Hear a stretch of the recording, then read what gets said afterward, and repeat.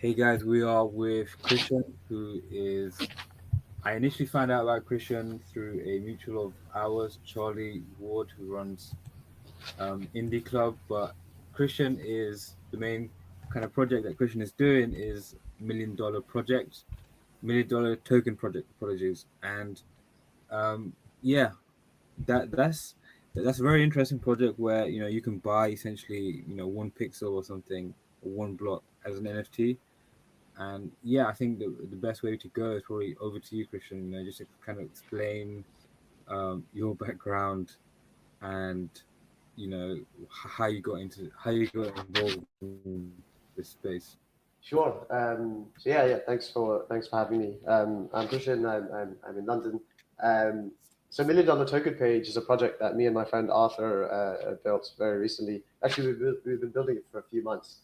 It started at the ETH Global Hackathon, and essentially what we've done is back in 2005, a guy named Alex Tew, also British, made a website where he put up 1,000 by 1,000 grid of pixels. So there was 1 million pixels on the page, and sold each pixel for $1.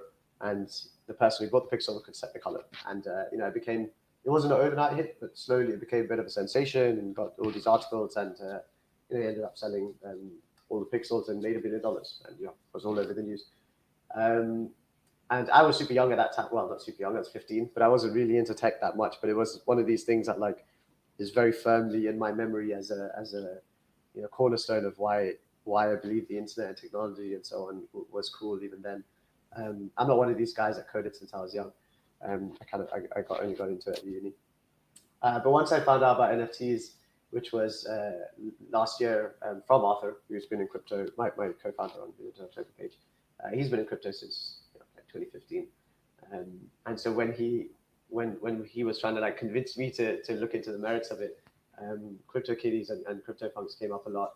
And as soon as I saw them, I started realizing that actually the ownership and permission, it's like permissionless permissioning. You are permissioned. It's not some central authority that said you are.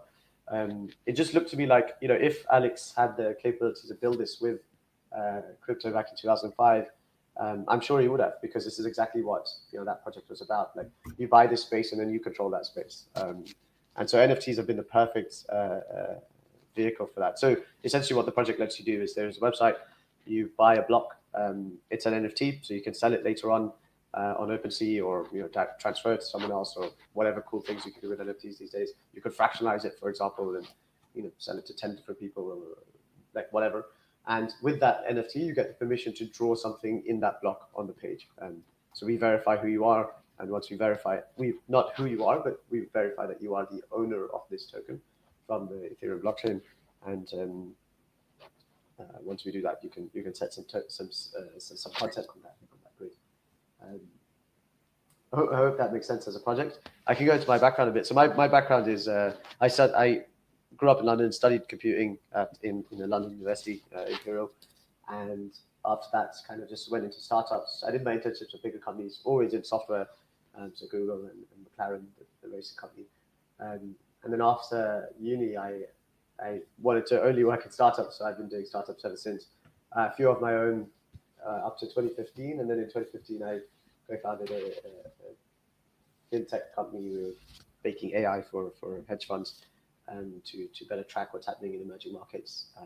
And that company sold 2 years ago now, in 2019. No, sorry, 2020 September. Um, and since then, I've just been doing consulting and going into different projects. And crypto was always one of these things that I'd heard about and watched from the sides, but never actually been deep into. And so $1 Million Token Page was the first real project where I, with Solidity and tested things on networks, and actually understood how defining tokenomics and stuff like that. So Yeah, I mean, I definitely have um, some more questions regarding like the technical. So, it, like essentially, one thing that's very interesting to me is how you've kind of got how you can see multiple NFTs. In terms of the back end, did you have to essentially create a new kind of smart contract, or how do you get all that kind of metadata onto one page? yeah. So actually, it's super interesting. So we started in the ETH Global Hackathon, and the first thing is, yeah, we had to put a contract up. So our contract is very specific to our page. So it's not just a standard ERC 721 contract. It does follow ERC 721, but it has a few extensions because we want people to be able to set their content that we see on the page on the chain. So there's a few like intricate things as to what that meant. But yeah, we have our own contract. Initially, actually, we didn't want a backend at all. We just wanted the smart contract. The problem is loading 10,000 images onto a UI became very, very, it's impossible essentially with today's technology. And so we had to have a backend. If eventually, that what it does is it's constantly reading from the contract that's on Ethereum and caching or building up this image, the background image on the page. So when you go to milliondollartokenpage.com, you'll see an image. It loads straight away. That image is like constantly being updated by data from the blockchain.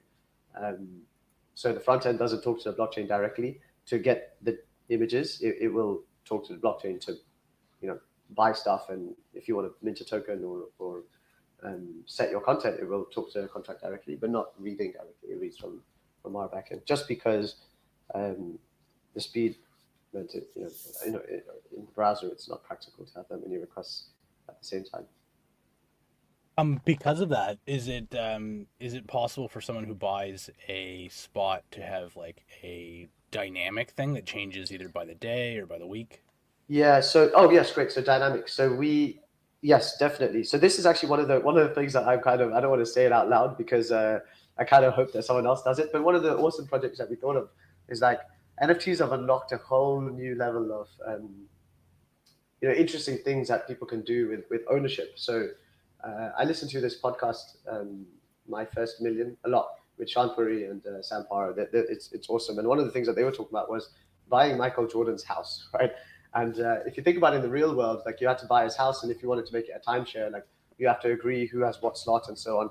Like with crypto, this could be fully done on chain, right? And so one of the things that we hope one day can happen or will happen is someone buys a slot and then they transfer the ownership of that slot to their own smart contract, and their smart contract controls like subdivisions of that slot. So either that's, we see it as two main factors, like there's space and time. So space is, the view on the page that you see. So they could have one, block of pixels and subdivide that and sell each block to different people, and then have, one NFT of ours be divided into 10 NFTs of theirs, for example, or time. So like you said, Monday they sell it to one person, Tuesday sell it to another person, and so on. And so like this is totally possible, yeah, and it is something we're excited to see people do.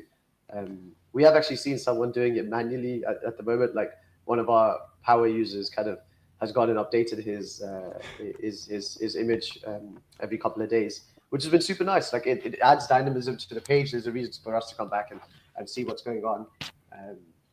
And one of the things that we're super conscious of is at the moment, this whole profile picture wave is taken quite, it's been, it's massive, and everyone's kind of seeing especially from the outside, I think there's a lot of judgment coming in, but even inside, like a lot of people are looking at the profile picture trend that's happening, and kind of, it's not necessarily going to be there forever. And for us, like NFTs are something that will be there forever, but maybe not in the form they are now, but in some form. And so what we want to be able to do is make sure that people can, today you're putting up your CryptoPunk or whatever as the image on your block, but next year, some other new thing is coming, but you could still update that and put it on. And we want to make sure that this is a live thing, rather than like, that was one of the problems with the original, actually. Like if you go to the $1 Million homepage now, which was the original project, most, in fact, all of them, I think, are dead. Like you can click around and click the links, so try and find one that's not dead.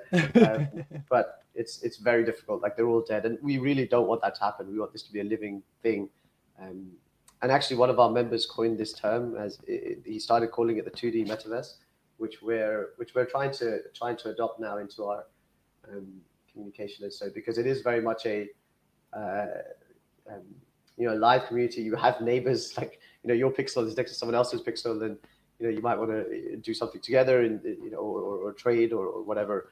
And so we are thinking of very much as like a very, very simple metaverse, right? No, it's not like the crypto voxels type, very large 3D world where you can walk around and so on. But we think it'll be an easier on ramp for non metaverse native people to start understanding the power of community and being able to represent yourself in outside of just text and your Twitter profile or whatever. Sorry, I digressed a bit. Hopefully that makes sense. Yeah, no, that makes great sense. I was just thinking about that actually, like I remember the original page, the $1 million cool. homepage. I remember that being almost kind of like the first piece of like almost like viral marketing that I remember, in terms of it being like not just like an ad served, but this sort of way for people to get their business or their thing out there in a unique, different way. With sort of NFTs being at the forefront of that kind of thing right now, what do you hope to kind of accomplish in terms of, I guess, like what's different this time around compared to the original, besides the dynamism and like Yes. direct ownership part? Great, yes. So this is interesting because when we started the project, again, so we started at the hackathon in April, so quite a while ago. And when we started the project, it was merely a way for me to actually, so I have one other project in crypto, but that's not a crypto native project. It's like a project from the outside that just analyzes data and tells you some interesting facts. But this was my first like deep project. And so when we started, it was very much a, let's just get something up, see how things work, kind of understand how to write code that's good. Solidity, we've been writing other code for ages, but Solidity is a bit scary in the sense that you put your contract up, and if there's a bug, you're screwed. Like there is no second go. So just getting used to that. And so we really at the start just wanted to replicate it exactly as it was before. And obviously we get a lot of this stuff for free, like the dynamism and so on. But actually over time, and we launched last Monday, and since last Monday we've learned a lot about like from our community, right? So the guys in our Discord that are talking to us are teaching us a lot, and actually our mindset has changed quite a bit from being just that initial project and that kind of $1 million homepage, but in the crypto world, to being this 2D metaverse, right? So we want there to be a community of people that are kind of, it's about, in the old one, it was about, there was a lot of companies advertising and a lot of like weird, actually there were mostly weird links, right? That go to like, I don't want to say scammy, but somewhat scammy sites. But now the focus for us is very much on individuals. And actually this has been the general trend in the last 10, 15 years anyway, of like individuals versus brands. But for us, like, I think individuals are much more important. So we're more keen on getting individuals on. We obviously appreciate companies too, because they do bring something, but the individuals bring real color and life, and you put on what you are interested in and talk in the Discord with the people around you. I think that's more of what we're hoping for, or aiming for really, rather than just hey, this is a big advertising board, because that's not.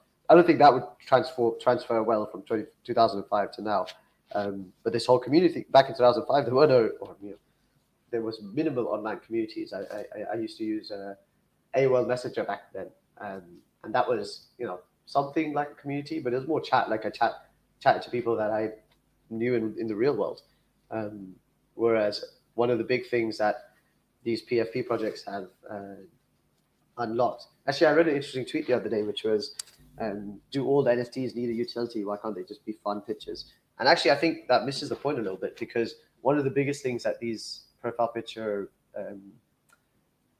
projects, one of the biggest utilities that they have is the community, right? So if you have a CryptoPunk, you're part of this community of 9,999 other people who hold this punk, and maybe they're not all holding it forever. They're not all like invested in it. Rather, just maybe some of them are trying to flip it.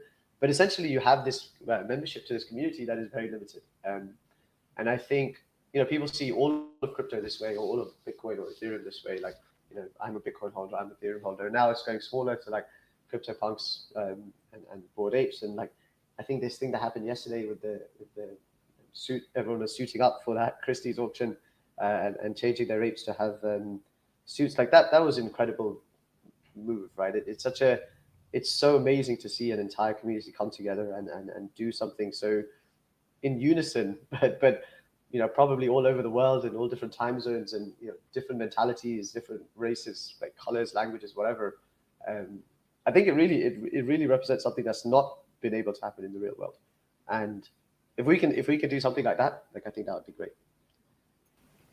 So going back to $1 million token page, Mm-hmm. like, do you guys have a roadmap of what you want to do, or are you just kind of like, feeling it out, seeing what's going on? Because potentially you have mentioned changing it and making it more dynamic and having a community.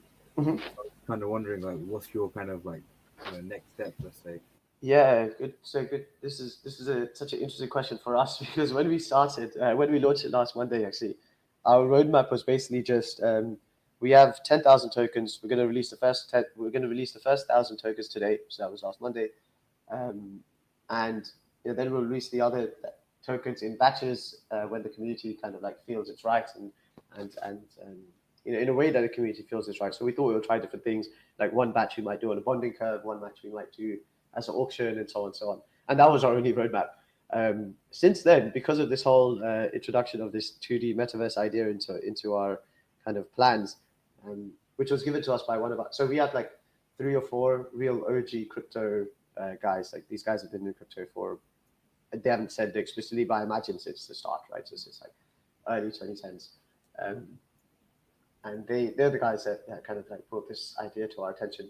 And since they brought this to our attention, like we now have more of a interesting way to build out this roadmap. So we don't have something that we have written down or can show people, but we do have like this community-driven idea. So actually, one of the interesting things, if you go to our Discord, Arthur's done a great job there of creating this sense that we are a ethereal city, right? So when you arrive, like our Discord is the channel that you arrive into is called Arrival Gates. Our general channel is called the General Square, right? Like you would have in an old Italian town. And everything represents something that you would see in a real world city. And so, like, trying to create that, I think, is there's no way we could have thought of that before last Monday. And so we are playing it quite ad hoc, like going where the community wants us. But we do have some plans in terms of how to make these once we get through selling, minting the initial 10,000.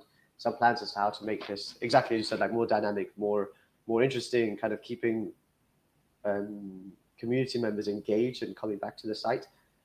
For example, one of the ideas that we floated and actually tried in another hackathon was the idea of merging DeFi in. So one of the big things it actually works well with this 2D metaverse idea now as well, which is one of the big things in communities is the fact that a lot of the people in the city have shared incentives to make that city prosperous, right? And so for us, everyone that owns a token, the more we can make this page good, the more and visited and enjoyed by visitors, the more value your token would have, right? Because more people would want to buy it from you.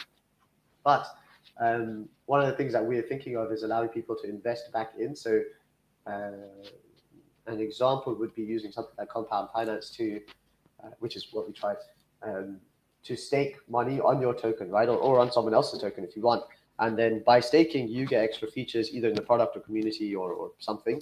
And that staked money can be, the interest from that can be used to incentivize visitors in some way.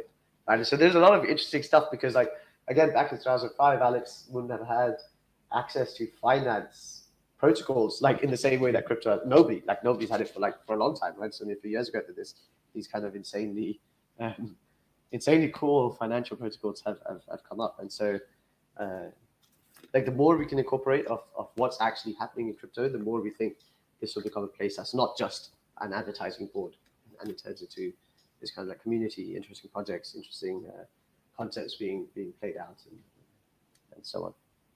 Awesome. Just to kind of tie it back in there around Mm-hmm. community and so on. I remember about 5 or 10 years ago, I guess maybe 7 or 8, there is a place on Twitter called, on Reddit, r/place, that sort of Mm-hmm. used a similar concept, but it was all sort of factions on Reddit that ended up sort of battling each other for the like spots and so on.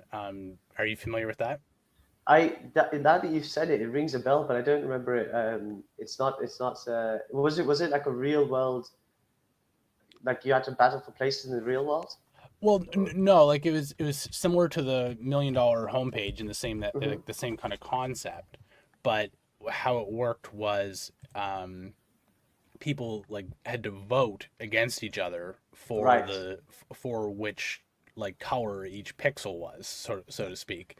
So then what ended up happening is you had a lot of like flags, um, famous pictures, things like that would like materialize, and then the community would like change and battle to like put their own thing there instead.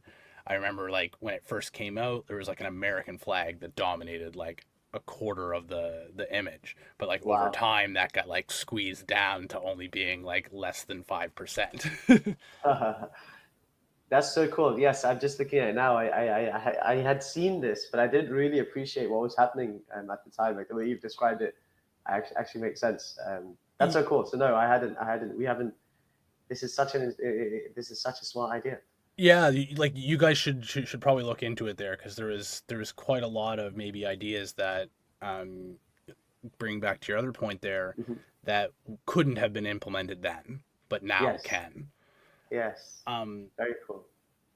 yeah, just I'm gonna pass you over to Grit here again, but I might follow up on that one later. Awesome. Cool. Yeah, I mean, what you mentioned about putting this into a DeFi protocol and then seeing what all kinds of interesting things there could be. I'm definitely willing to explore that a bit more because I'm very passionate about the whole DeFi space in general. I think I think it's gonna like essentially change the landscape of like modern economics in a way that no one is really talking about or like even thinking about. Hmm. And the ability to stake assets. So you've got an NFT that represents something on a website, let's say.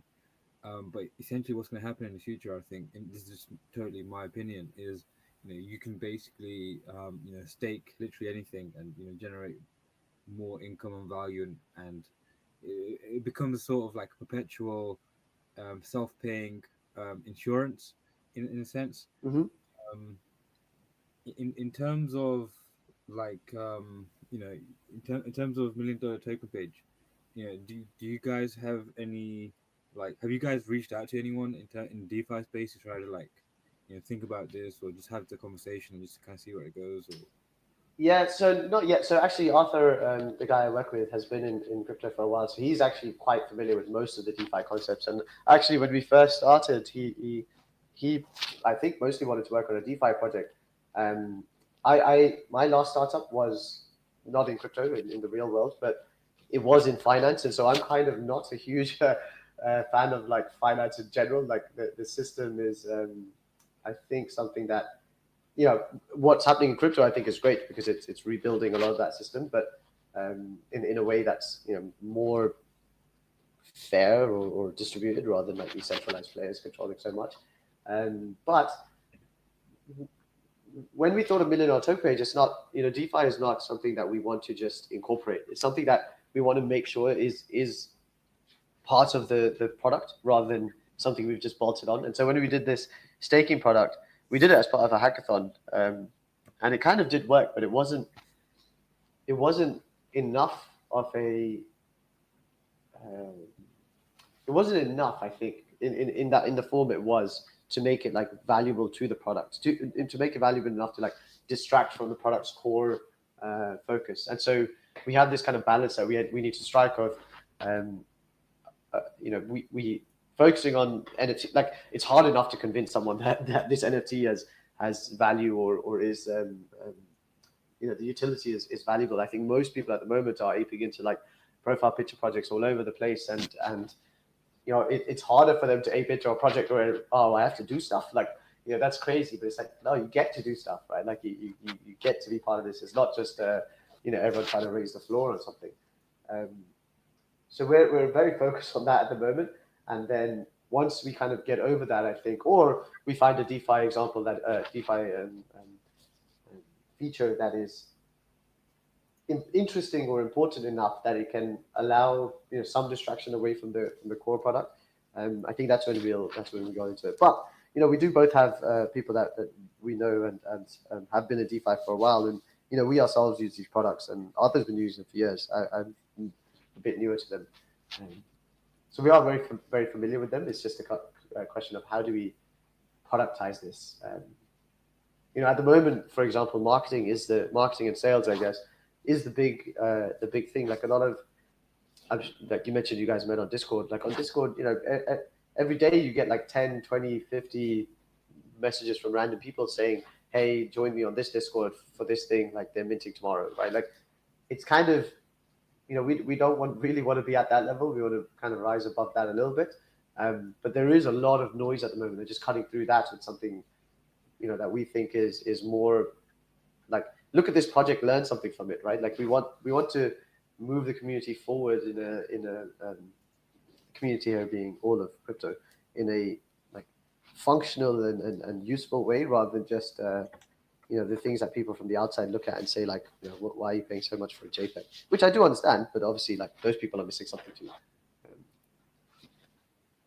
There's kind of this concept out there right now where people are finding themselves having like DAO fatigue, so to speak. So like they get involved in a few different communities, and then they sort of get tapped out, where it's sort of tough for them to meaningfully contribute to another project or whatever, without letting maybe a baby or like their like special thing go.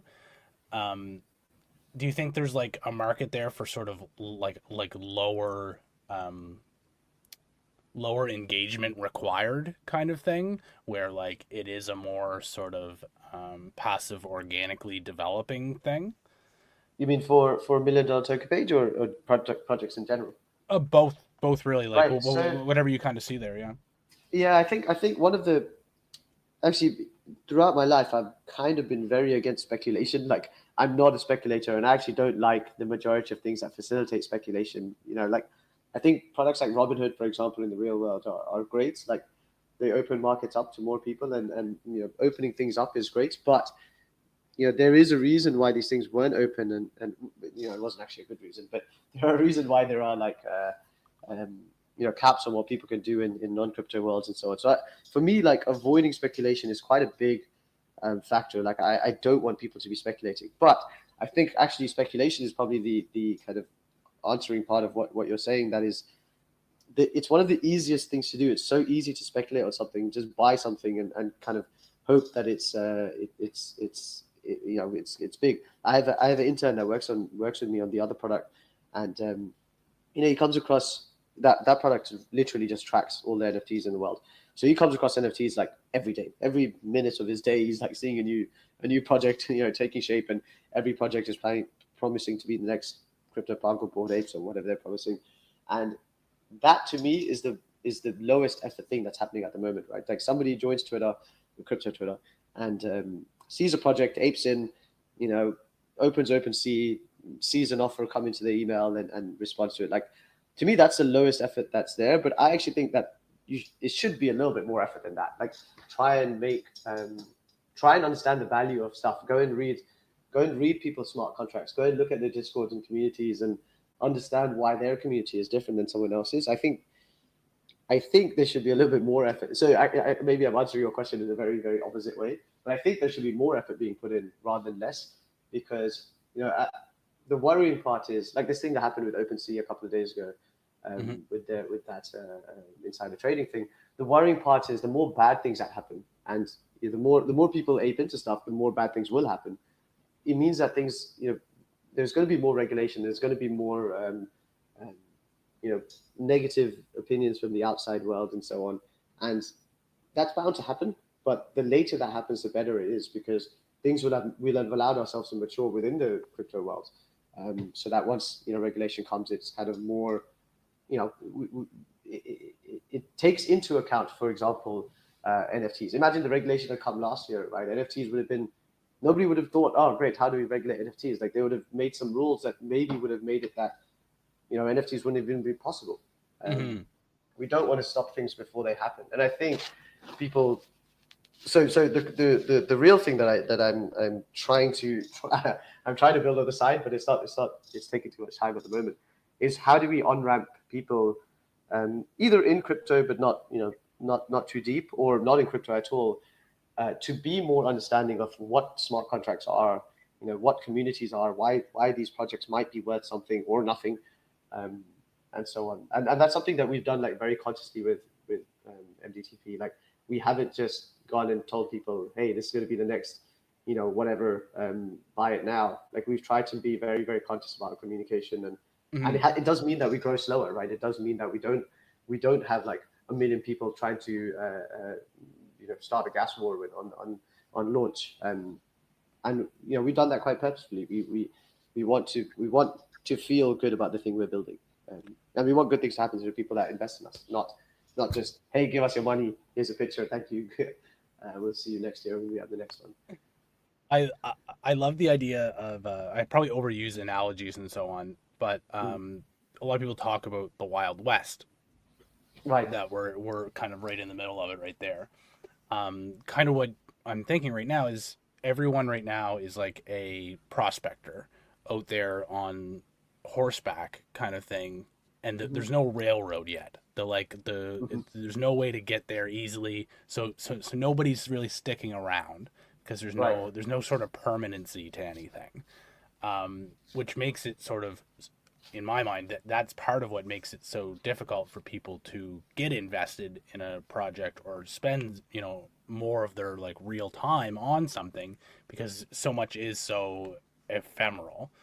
I guess you're seeing that go the other way with some of these projects that are kind of organically building a community, but getting back to kind of building that railroad, I think that might be the piece that needs to come next before people are able to sort of invest more in these online communities.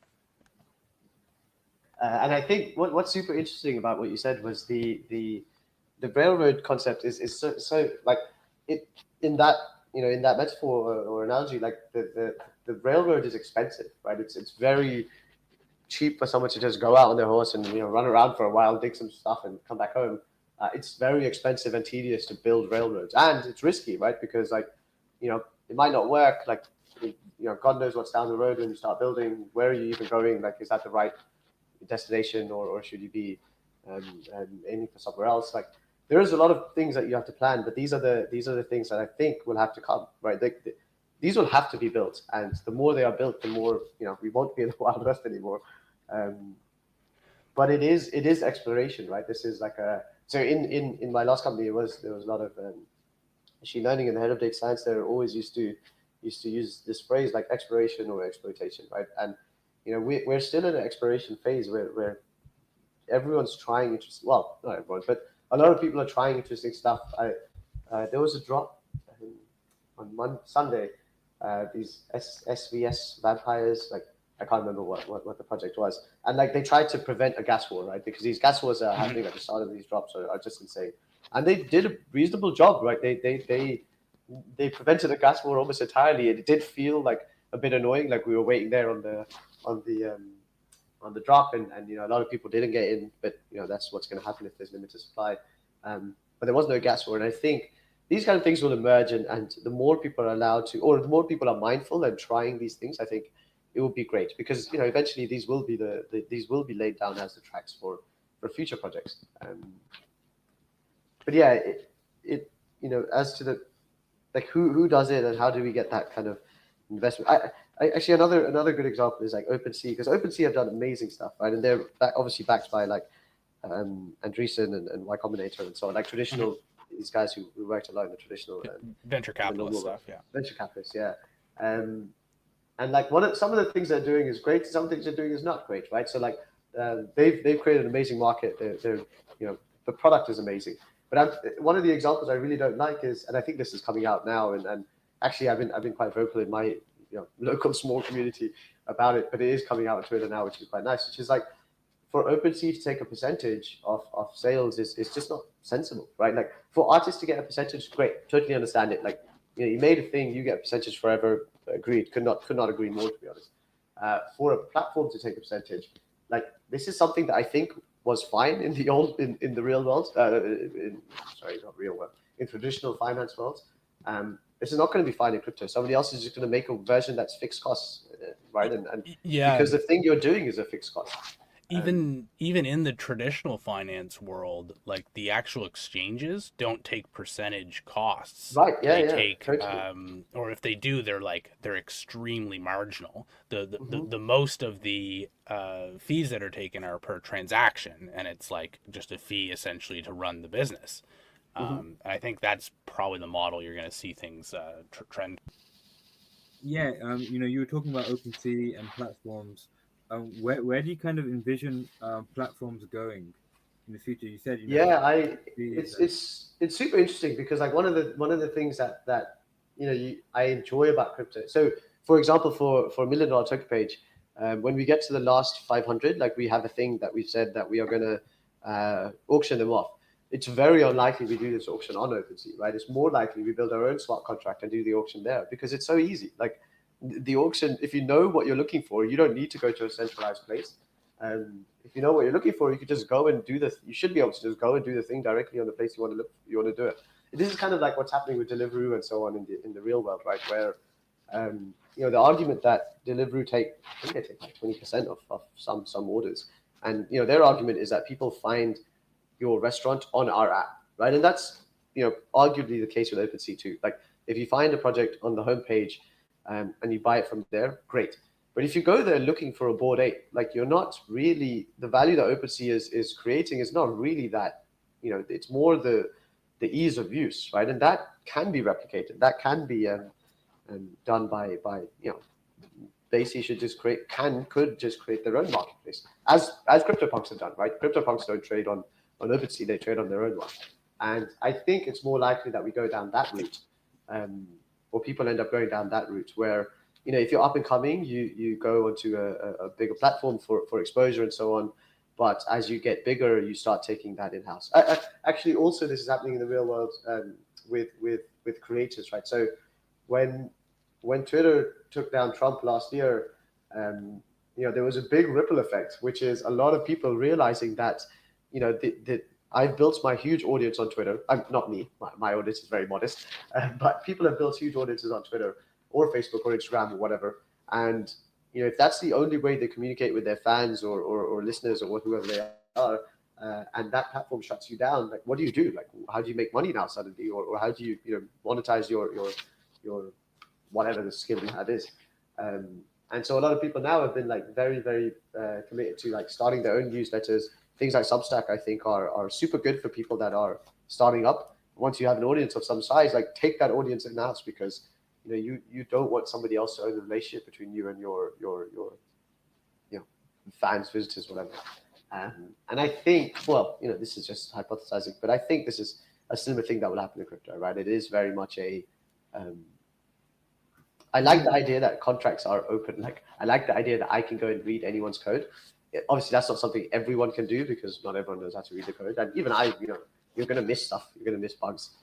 Everyone misses things. But I think that this facilitates it more than ever before.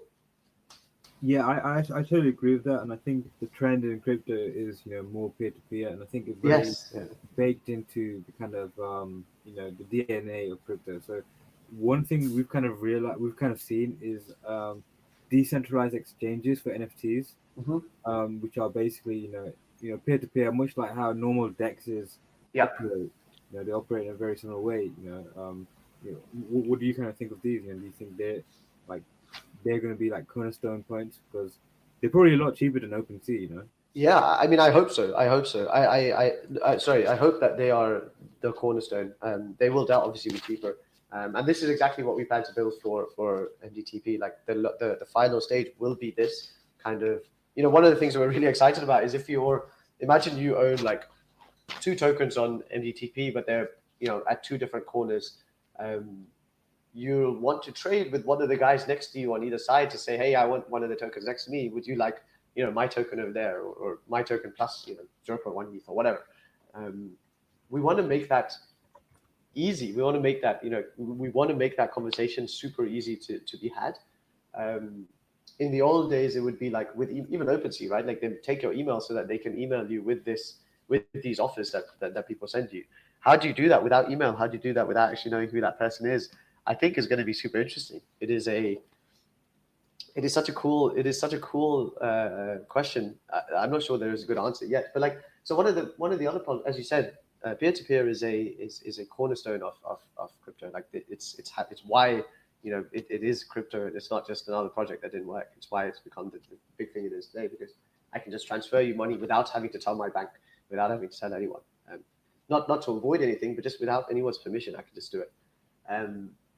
One of the things that OpenSea does, like very without people knowing, is when I create an account, I enter my email, and now they know my crypto address with my email, right? And very few people actually know that. I mean, I have ETH names on my public facing ones anyway, so most people would know, but nobody knows my email, right? Coinbase know, Binance know, and now OpenSea know. And I think these things are kind of Coinbase and Binance I can understand, because they're a transition from the real to the crypto world, from the traditional to the crypto world.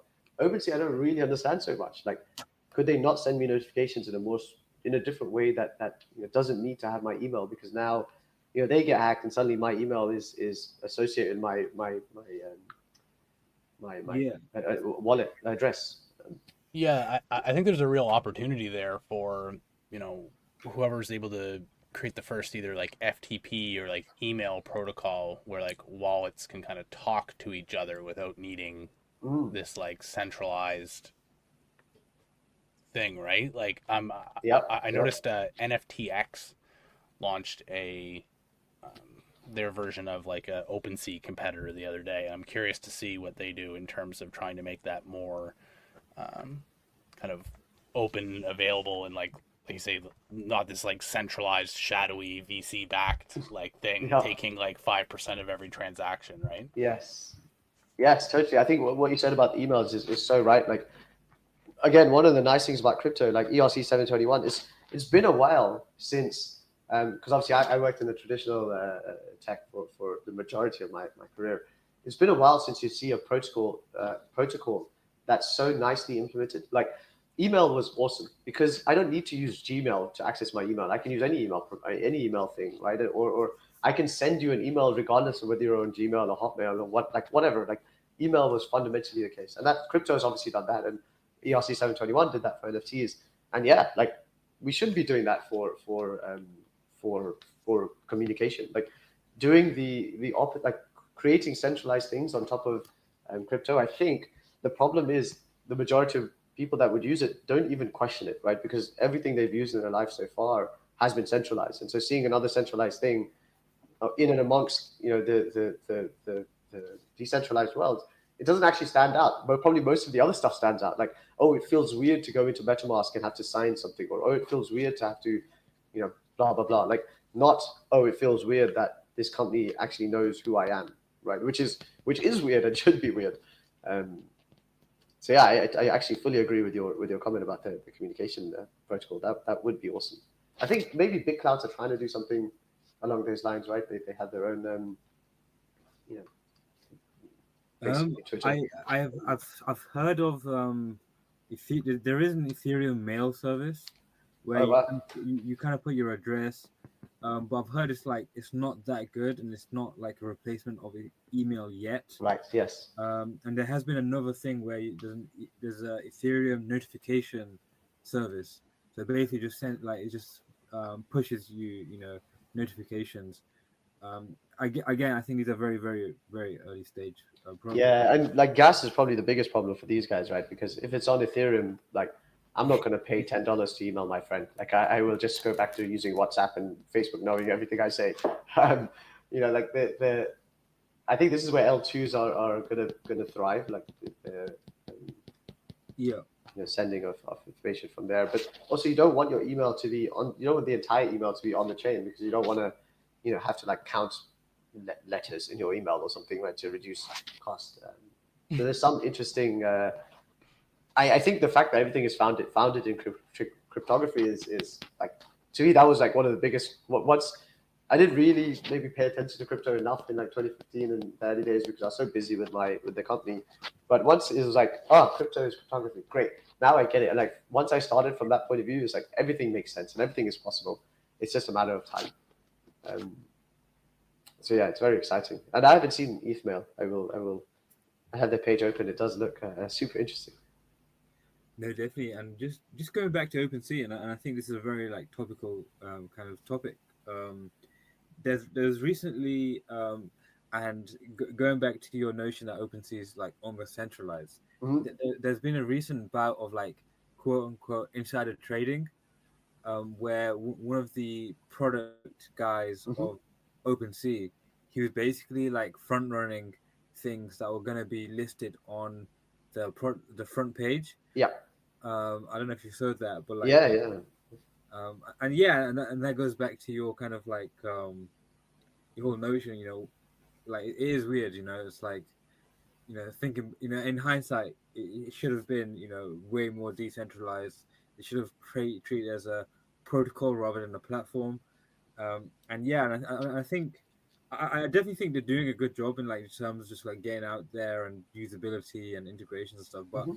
I definitely think it can be pushed in a more of a kind of like more Yeah, I mean, I critical. think this is not to, I most likely I will.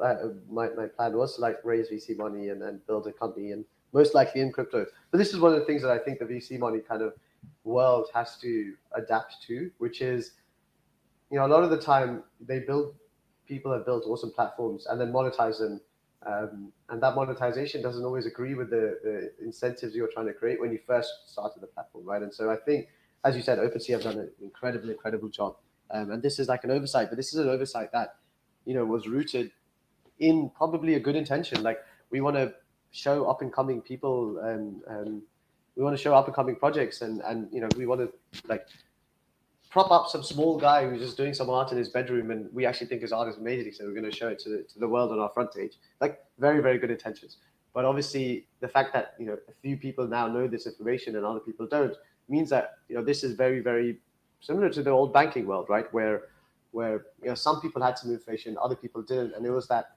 opacity of information that actually caused markets to move. Like someone would be able to buy low and sell high because they knew something other people didn't. And unfortunately, this is exactly the kind of thing that regulators are going to come in and this is exactly the reason they should come in. Like I'm not anti-regulator. I'm just anti, like try to push it back as much as possible, right? So that we can mature ourselves before they have to come in. And this is exactly the kind of thing we don't want. Like it's just really bad for everyone. Yeah, it's an interesting point there around the regulation. It's like we need something at some point to sort of make things standardized and bring on people who are either hesitant or like you say the large money from venture capitalist firms and so on. But like if you get that too soon, then you end up with people creating rules like a lawmaker creating a Yes. rule for something they don't understand, like you saw in the States there about a month ago there with the Yes. infrastructure bill. Yeah, Um, exactly. And I think looking at, if you just look at like tech, how governments have dealt with tech, like it's been done really badly, right? So like we have Facebook and Google who have unlimited amounts of data on people and effectively monopolies that make it very hard for new people to compete. Not actually monopolies, right? Of course. And obviously, I value what they've done for the world. They are incredible companies, and I it's not that, but the governments just haven't kept up with it, right? And so I think that this will be there'll be a bit more rampant here because there is money involved or money involved directly. But the whole concept of giving away a product for free and collecting user data on the back was until like what was that thing that came out on Netflix, the social dilemma. Until that came out, most people were kind of oblivious to it, and I think this is it's a weird situation. Like we don't want them to overreact here because of mistakes they made elsewhere or anything, right? And that I think it seems likely. The more this stuff like this happens, the more likely it is that there will be rules to enforce that are way too strong, heavy-handed, that prevent that kind of thing happening again. Because they made a mistake once, they're not going to do it again. I don't want to beat a dead horse here, but it's just Hmm. come up a couple times again. There's sort of this trade-off that I think we have to make where, we want to build the railroad, but we don't want to borrow the money to do it. Yeah, And then we want to build the railroad, but we want it to be like less of a from A to B and more of like a web. So yeah. what does that sort of critical infrastructure look like in a era where you know it's we're like more of a archipelago than a continent? Yeah. So actually, there's one thing that sticks out in my mind. The web thing, I think, is exactly the right analogy, right? Like, if we could rebuild the roads, I'm not sure we would do them in the same way because there's so much more we know now that we didn't know back then, right? First of all, like one of the weirdest things there's this comic that someone drew, which is like if we think about the when we walk on the streets now, like we give so much space to cars. We've given up so much of our freedom to walk around to cars. Like they don't need to be out on the road. Like they should be underground or somewhere else, right? Like we don't need to be seeing them or breathing in pollution as we walk around. I mean, I drive so most of the time, so I'm not complaining about cars, but the constructs we created didn't, over time they didn't scale well, and we would do things differently. So one of the things that sticks out in my head is back in the day when Heroku first came out, they had this really really cool thing that on their GitHub repos there would be a button like so they'd create a repo. Here's how to create a React project that talks to Solidity, for example. I don't think they have this one, but let's say they had that. And there would be a button on there which is like click to deploy, right? And if you click that button, it would deploy to your Heroku instance, and you would be able to now have a server running, minimal cost, like on their thing, obviously, because it was their branded service. I think this will become more and more common I hope, sorry, this will become, or one way is this will become more and more common for crypto projects. So with our marketplace thing that we plan to build for MDTP, one of the things that I'm trying to think of we haven't started it, but when we do it, one of the things I'm going to be trying to be very conscious of is ideally everyone can do this, right? So the marketplace we create for our thing, somebody can literally just take that contract and rerun it with in their own name. So they're now the owner of that contract. And it can be a marketplace for your thing, right? So, basically your punks want their own, well, punks already have their own marketplace, but basically want their own marketplace, they can do that directly. Why didn't they do that already? Because CryptoPunks have had that forever. I'm not totally sure. I think it's like one of these things of would people have used it and would people have valued it as much as they should have, but now that this OpenSea thing has happened, I think it's more likely that that will be the case, right? And so the more we can give people the tools to set up their own quote infrastructure, I think the more likely it is that we will remain decentralized, we will remain impervious to these kind of bad tactics. Does that make sense? I don't know if that answers the question exactly, but that's the thing that comes to my mind. That if we can enable people to create their infrastructure very very easily, so like for example, normal actually even me, great. I don't know how to run my own email server, and I don't even know if I could. Like I don't know if it would be as good as Google's in terms of reliability. I don't know if it would be usable by all the things I try and connect to my email with. Mm-hmm. So I don't spam. I don't know how that would work. Blah blah blah. Like I wouldn't, and so I use Google, right? And I use it. I actually pay for the work one, but they can see my emails. Great. That's a trade off I have to make at the moment. But if someone had hey, here's a thing, deploy it. We have these spam algorithms. We'll update them once a month. Something. Great. Like I would run that, right? Like I'm sure there is this. I just haven't looked hard enough. But if it was so easy to do that, it was the same difficulty as Google. Then I would do it. I think a good analogy here was like back in the day when, I mean, like I don't know if this is like incriminating, but like when we used to like download movies illegally and download music illegally, like it was because it was so easy. It was easier to do it illegally than it was to actually go and buy a CD, Yeah. right? And now Netflix has come out, and like I haven't downloaded anything for years. Like Yeah, I'd rather find something on Netflix. Exactly. Yeah, like it's making it easier rather than just making it. It was never about free. It was about like I don't want to wait Exactly. 3 months to watch that film, right? Or I And it don't wasn't want to. regulation. I Like want the to try regulation that didn't game help. before I buy it. Mm-hmm. Totally, yeah. And the regulation didn't help. Like the fact that it was illegal wasn't really the primary thing that stopped me. Like, I was doing it anyway. It was the like pay $30 a month, or not 30. How much did I pay? Like £14 a month or whatever it is, and just get access to all of our content. Great, sign me up. Never have to worry again about trying to download stuff. And that's I think if we can kind of get that kind of vibe going for these kind of problems, I think that would be awesome. Yeah, we need to get the we need to move from coding a whole web page up from like HTML and CSS to someone being able to just sign up for Webflow and throw together a site, right? Right. Yes. It's like an order of magnitude of difference in terms of difficulty, right? But to anybody looking on, it's hard for them to tell the difference between a Webflow site and one created by a developer who really knows what they're doing. Yes. Exactly. Yes. I think that's exactly it. Like making these kind of tools or techniques or whatever so accessible that it's kind of difficult not to use them, or it would be silly not to use them. Yeah, right on. That's an exciting prospect. Cool. Earlier you mentioned you're working on another project. Do you quickly just want to go over that and mention that? Sure. Yeah. It's much smaller than $1 million token page, but it's called Token Hunt. So we when I was first getting into NFTs, which was in like February of this year, I thought like it was very hard for me to know like what's actually happening. Like you join crypto Twitter or NFT Twitter, and it's just like it's like I imagine what it's like when there's this GIF where someone's doing something and there's all these hot dogs being thrown at them, and that's what it felt like. Just projects, everyone's shilling me projects, everyone's like, it's so hard to tell what's going on. And so the thing I wanted to build was, in my last company, one of the challenges was gathering data was so hard, right? So because we were an AI company, we needed a lot of data to be able to like build any models, and data isn't free, right? Like we basically had to go and scrape it all ourselves. On the blockchain, or scrape it and then like do really tedious calculations to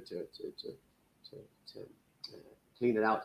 On the blockchain, everything is there, right? And so I thought like this is the opposite problem, right? I have all the tools I need in order to solve my own problem, and the data is freely available. So what I did was build a server that essentially tracked all the transfers that ever happened on the blockchain, and see, every day it just shows you. So it's tokenhunt.io. Every day it just shows you what's the biggest transfer that's happened today so far, what's the token that's been transferred the most every day, and then a random one and a sponsored one. And actually the sponsored one I plan to make an NFT itself. But it was just a kind of like very quick way for me to see every day what's the biggest thing that's being traded. And obviously when I started, it was like CryptoKitties were quite often the highest traded, and CryptoPunks. And now you see Bored Apes and Autoglyphs up there too very often. But it's just a like data gathering and then display exercise. And I have a few people who are helping me across the globe on that project too. We're trying to build out a version of OpenSea that's not the trading stuff, but just the data information stuff. So I want to make it. OpenSea have an API. I don't know if you've ever played with it, but OpenSea have an API where you can actually access metadata that they've scraped from the blockchain and the content URLs of tokens. But their API is super rate limited, and they, you can submit a request to ask for more, but they never got back to me. And so it was like, screw it, I'm making my own then.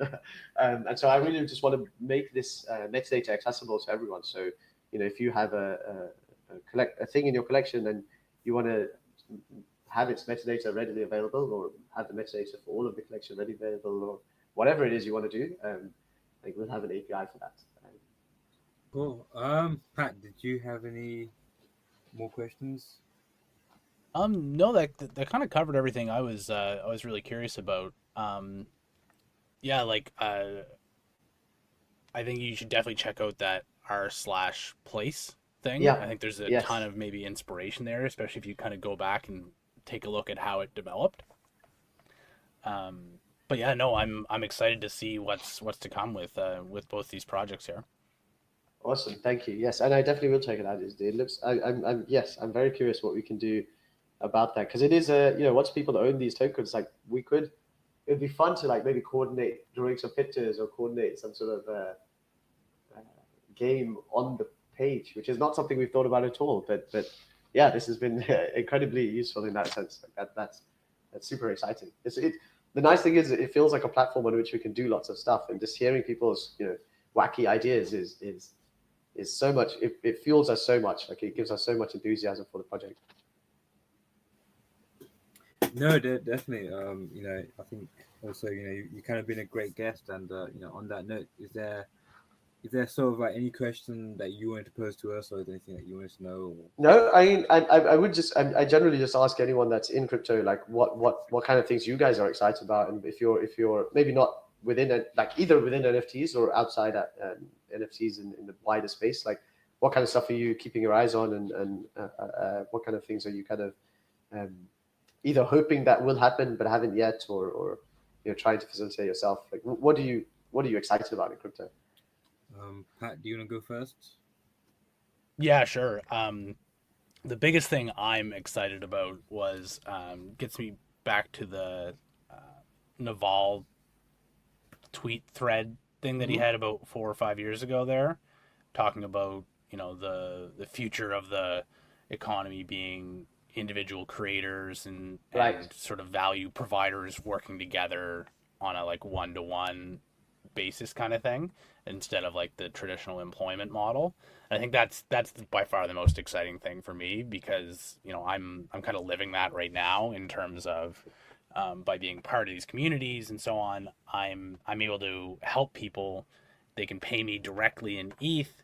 They can show I can show their work. There's the like turnaround times and stuff are much lower. Mm-hmm. Like everything that I hated about traditional business models is like kind of gone, and we're Yeah. free to sort of build what we like. And I think that's by far the thing I'm most excited about is onboarding more people onto that model, because working. I spent most of my life working in banking, sales, insurance, that sort of thing, and the amount of talented, intelligent, conscientious people that are just wasting their life to like add to a corporate like a corporation's balance sheet, like it boggles my mind. So like I want to free those people, and crypto gives a real way to do that.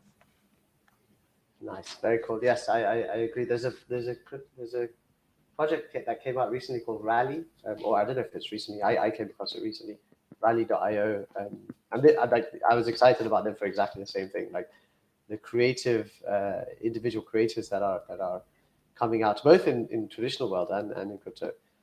It's so exciting. There's so much going on. What about you there, right? Yeah, like I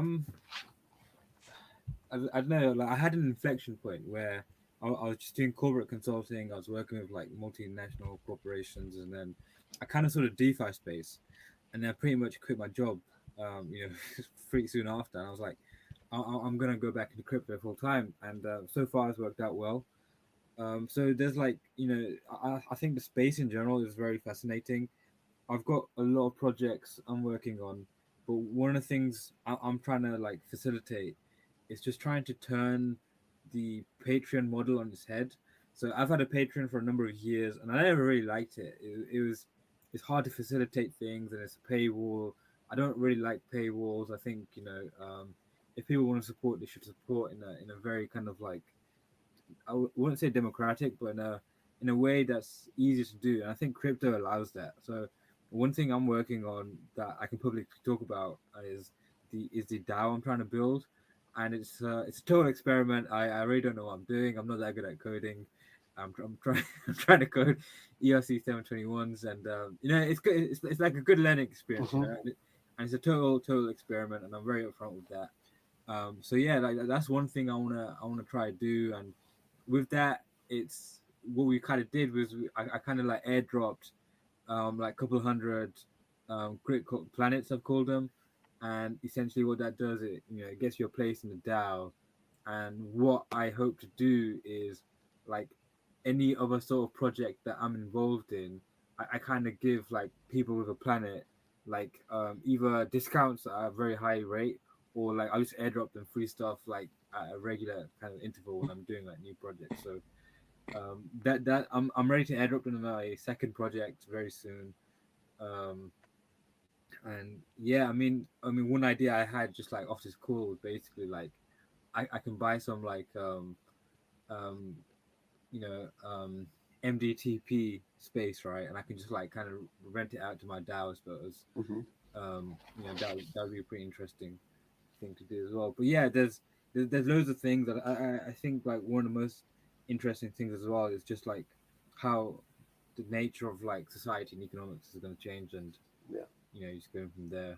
But yeah, I think one of the things you said is that is super interesting is like building like you never really understand stuff until you start building it. At least if you are a builder in some way. And so one of the things you said there is like the being able to give your tokens to DAO members and so on. Like my co-founder Arthur, when I was getting into crypto, he kept talking about composability. And for me, that was like, I come from the traditional tech world. And so like composability is just another one of these words that I learned at uni and totally forgot afterwards, but probably used it in some way. But once I got into crypto properly, like and started building the contract for MDTP, it's like this level of composability has never been seen before, right? It's like truly open APIs, truly open ownership and permissioning and so on. Like it is incredible. And I think exactly what you said, like being able to airdrop things to community members, being able to like have things that you can play with and interact with and other people are interacting with that you've created is it's just such an exciting feeling.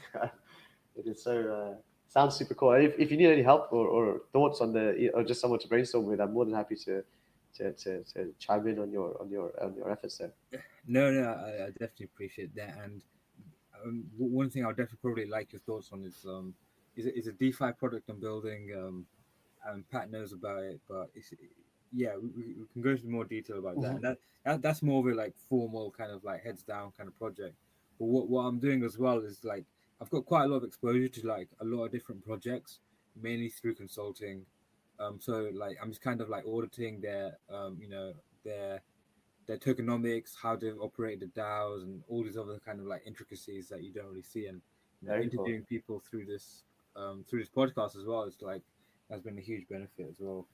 So yeah, I'm just very excited to be in space, I guess.